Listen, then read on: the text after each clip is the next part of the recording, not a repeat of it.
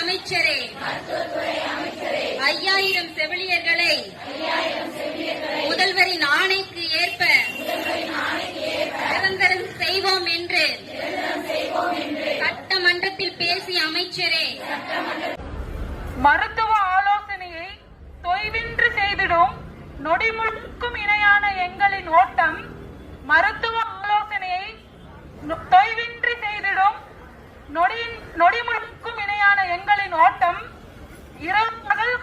இரவு பகல் தவறாமல் கைமாறிக்கொள்ளும் பணிச்சுமை, இரவு பகல் தாராமல் கைமாறிக்கொள்ளும் பணிச்சுமை, பண்டிகை கொண்டாட்டங்களும்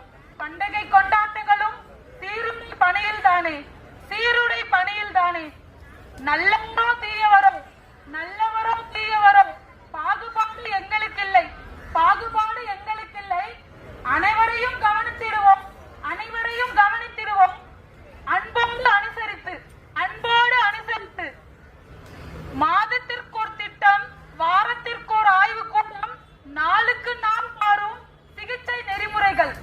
மாதத்திற்கு ஒரு திட்டம், வாரத்திற்கு ஒரு ஆய்வு கூட்டம், நாளுக்கு நாள் மாறும் சிகிச்சை நெறிமுறைகள். ஏனோ 10 வருடங்களும் இல்லை இன்னும் 10,000 ஆண்டுகளோ, 10 வருடங்களும் இன்னும் 10,000 ஆண்டுகளும்